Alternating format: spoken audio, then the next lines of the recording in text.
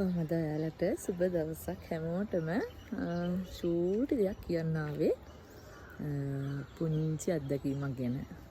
ඇත්තටම මම size hospital එකේ බබා හම්බෙන්න ඉන්නකොට එකේ මට ගොඩාක් ડોක්ටර්ස්ලා හම්බ වුණා. ඒ වුණාට එක්තරා සුවිශේෂී හරිම පොඩි ලස්සන හුරුබුහුටි ගෑනු ළමයි කිව්වොත් හරි ඉතින් මට වඩා වයසයිද නැද්ද කියලා නම් දන්නේ නැහැ වැඩිමල්ද නැද්ද කියලා.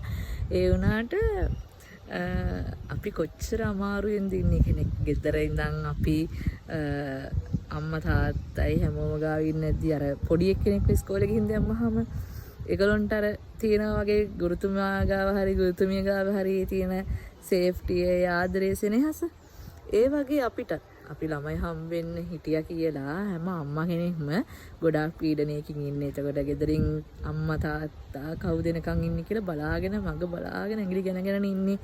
උදේට දවල්ට හවසට එන්නේ කොහොමද කියලා. ඉතින් මට කියන්න හිතුනේ මෙච්චරයි.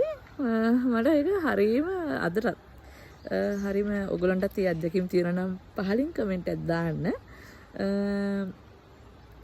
ડોක්ටර් කෙනෙක් සොයිස එකේ මං හිටපු වෝඩ් 1 2 එකේ. ඉතින් ඇත්තටම මේ මං සීස කරලා ගත්තේ මගේ බබාව.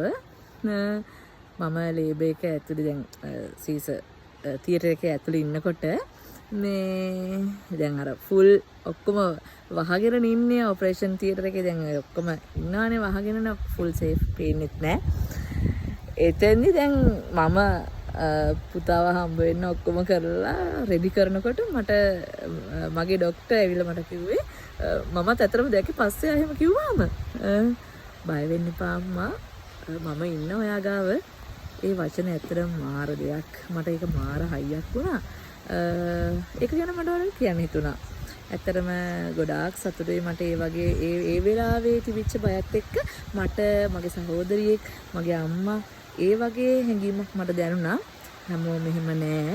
හරිම කරුණාවන්තයි. ඉතින් මට එයා ගැන කියන්න හිතුණා. ඉතින් අනිවාර්යෙන්ම ඒ ડોක්ටර්ම අඳුරනවාද කියලා බලන්න මම මේ පොඩි ක්ලිප් එකක් දාන්න. ඔයගොල්ලෝ බලන්න ඔයගොල්ලන්ට හම්බෙලා දෙනවා කියලා මේ ડોක්ටර්ව. ඒ ડોක්ටර් දන්නවනම් පහලින් කමෙන්ට් එකක් දාගෙන යන්න. ඒ ડોක්ටර් හම්බෙලා තියෙනවා නම්. බයි.